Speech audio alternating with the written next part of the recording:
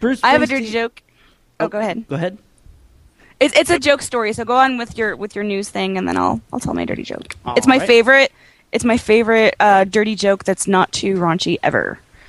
Bruce Springsteen's new album is said to be his angriest yet. Source said that the album is one that Springsteen feels is the angriest he's ever made.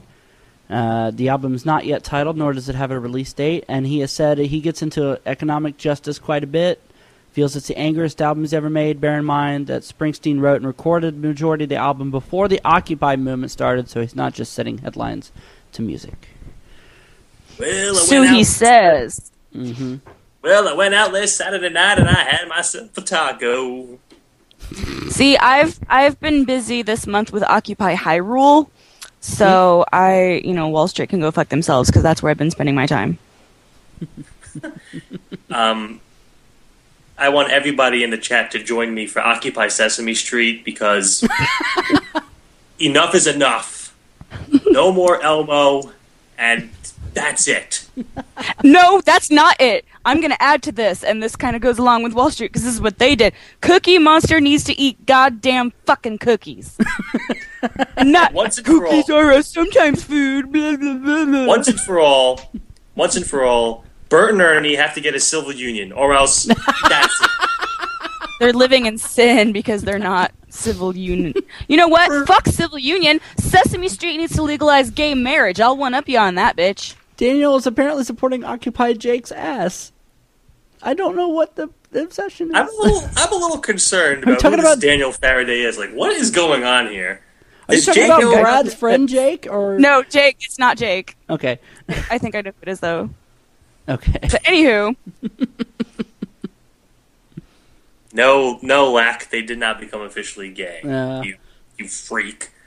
No, but did you hear about the AIDS one? Like, a while back, they had, it was either a Muppet or a Sesame Street thing, and he had AIDS so that they could teach kids that, you can still hug and kiss. The urban legend was going to be that Ernie was going to die of AIDS. Wow. No, I knew that wasn't true. But no, this was an actual thing. They actually had a puppet, like an AIDS awareness type puppet thing, which it's like, okay, parents, you've got a problem with Katy Perry wearing, a sweetheart-shaped neckline, but AIDS puppet is okay. And, oh, man, okay, no, we need to get off Sesame Street because I can rant about how that all has changed and gone downhill. I believe, this is in all seriousness, I believe that was actually in the South African version of Sesame Street, what you're talking about. Was it? Okay, I didn't know where it aired. I just heard of it. They also had Pregnancy Barbie, which didn't last long. You're right, like, you can't kill a Muppet.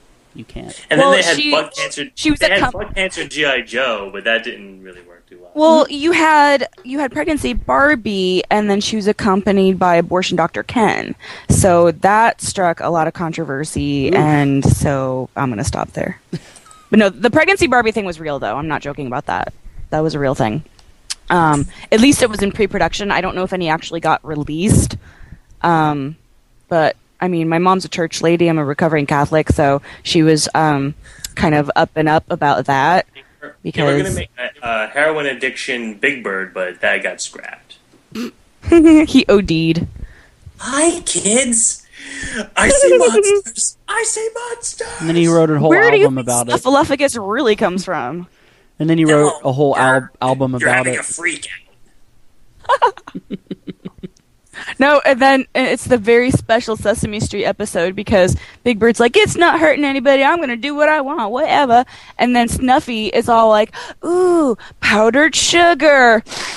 And then he ODs because his nose is so ginormous. And then, Big Bird's like, why? I should have listened. It's epic. You should write that down and make it. You should do that as a fan fiction. Just write that down. I should, and I'll illustrate it in Snuffy kids' drawings, so it's even more disturbing. Patent pending. I need to write this shit down. I always just spout out shit, and then I'm like, oh, that was really good. I'm like the Brother Gilbert on Dragonheart, where I just finally come up with something. I'm like, ooh, that was good. What did I say? What did I say?